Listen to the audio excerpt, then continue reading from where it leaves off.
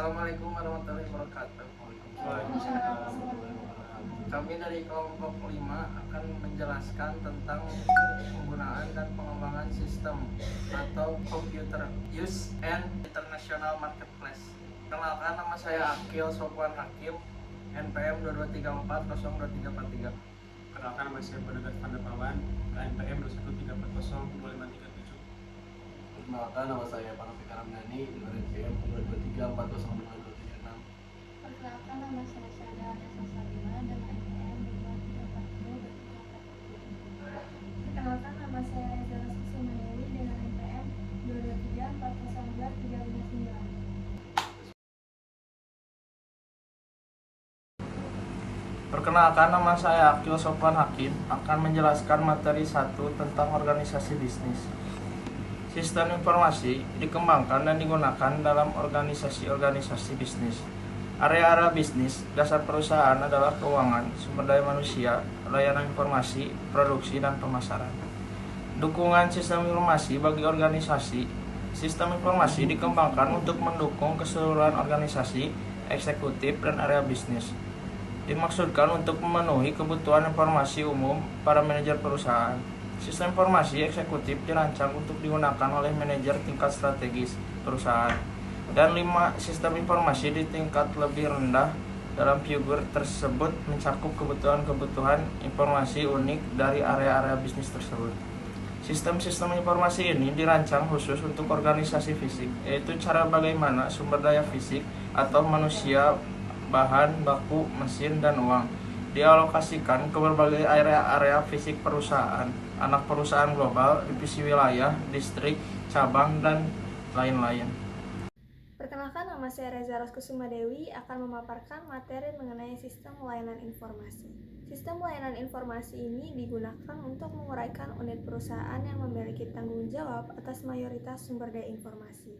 Nama-nama lain divisi SIM atau departemen SIM, dan khususnya teknologi informasi. Yang pertama ada sumber daya informasi. Sebagian besar sumber daya ini berlokasi di layanan informa dan merupakan tanggung jawab dari Chief Information Officer atau CIO. Sumber daya informasi yang terdapat di area-area pengguna adalah tanggung jawab dari para manajer area pengguna.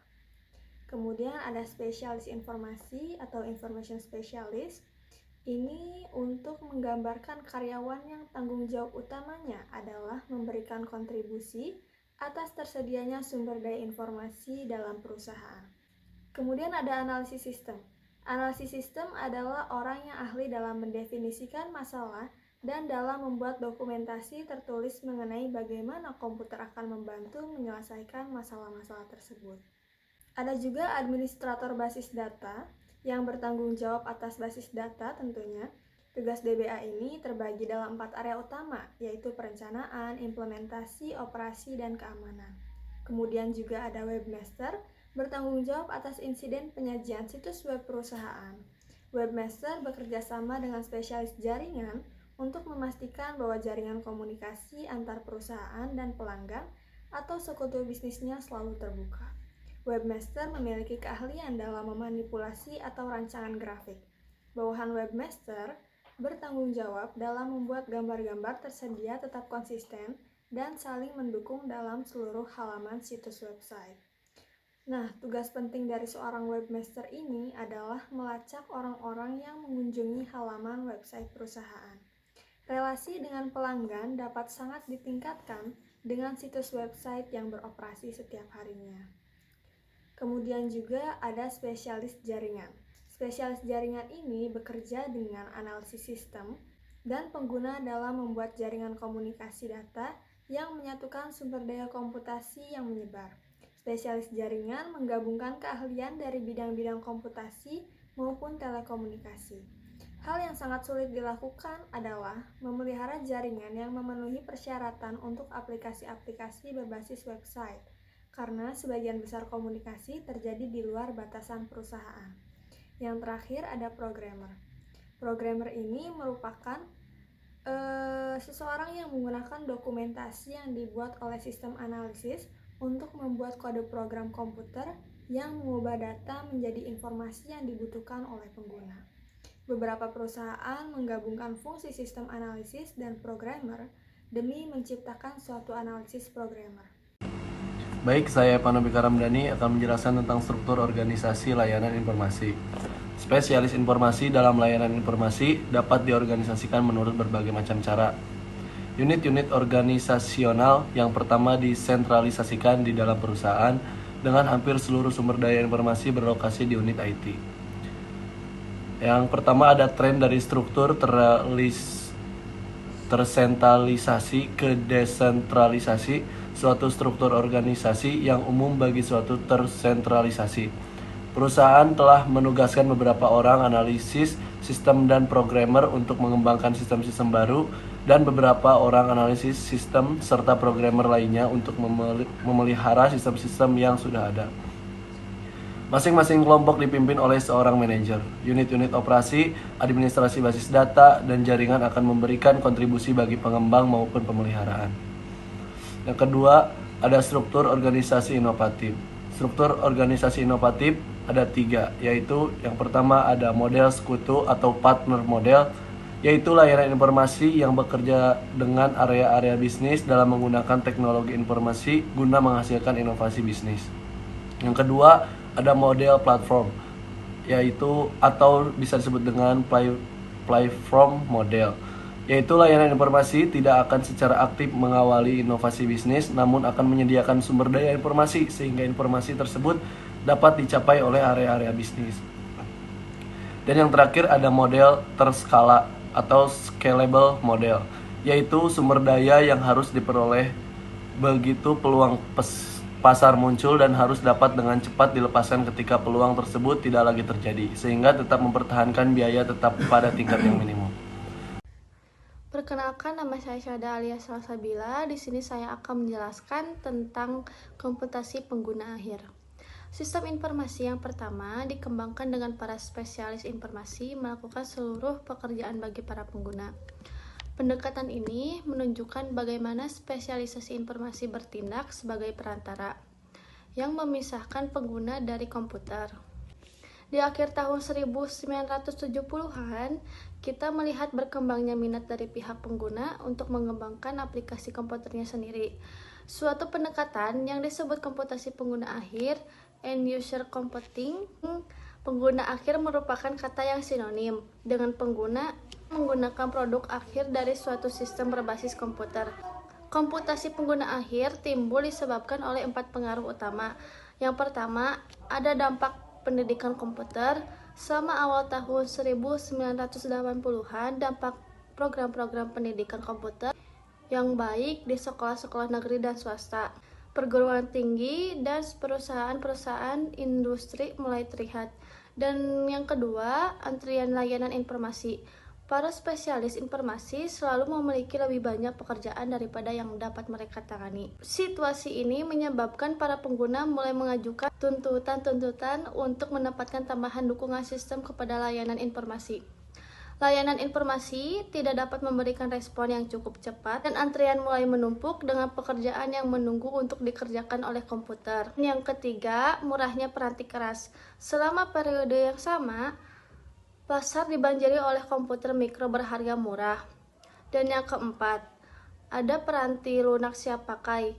Baik perusahaan peranti keras maupun peranti lunak membuat peranti lunak yang akan mengerjakan tugas-tugas akuntansi dasar sekaligus memberikan informasi bagi pengambilan keputusan. Dan yang kelima, pengguna akhir tidak perlu bertanggung jawab penuh atas pengembangan sistem. Namun mereka harus menanggung sebagian tanggung jawab berikut.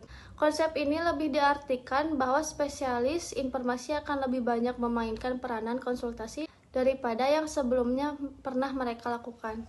Terima kasih.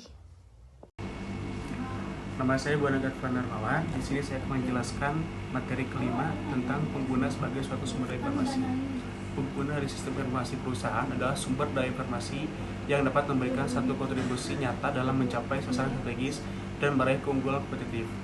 Dalam memutuskan bagaimana perusahaan akan menggunakan sumber daya informasi, manajer puncak harus memberikan perhatian yang cukup besar tentang bagaimana cara komputasi penggunaan akhir akan dilaksanakan, sehingga pada akhirnya akan memaksimalkan manfaatnya dan minimalkan resikonya. Keuntungan komputasi pengguna akhir, EUC memberikan dua manfaat utama. Yang pertama, menyamakan kemampuan dan tantangan, pergeseran beban kerja dalam pengembangan sistem ke area-area pengguna, memberikan kebebasan bagi spesialis informasi untuk lebih berkonsentrasi pada organisasi secara luas dan sistem-sistem yang rumit, yang memungkinkan mereka melakukan pekerjaan yang lebih baik di area-area berikut. Lalu yang kedua, mempersempit jarak komunikasi. Kesulitan sesuai menghantui pengembangan sistem jarak. Hari pertama, komputasi adalah komunikasi antara pengguna dan spesialis informasi. Lalu manfaat-manfaat di atas akan menghasilkan pengembangan sistem yang lebih baik daripada yang dihasilkan oleh spesialis informasi yang mencoba untuk melakukan sendiri sebagian besar pekerjaan. Lalu resiko komputasi pengguna akhir, sebaliknya ketika penggunaan akhir mengembangkan sistem mereka sendiri, mereka akan menghadapkan perusahaan kepada sejumlah resiko. Yang pertama, sasaran sistem yang buruk. Penggunaan akhir dapat menerapkan komputer pada aplikasi-aplikasi yang seharusnya dijalankan dengan cara lain, seperti secara manual. Lalu yang kedua, sistem yang dirancang dan didokumentasikan dengan buruk. Para pengguna akhir, meskipun mereka memilih tingkat kompetensi teknis yang cukup tinggi, biasanya tidak dapat menyamai profesionalisme dari spesialis informasi dalam perencanaan sistem.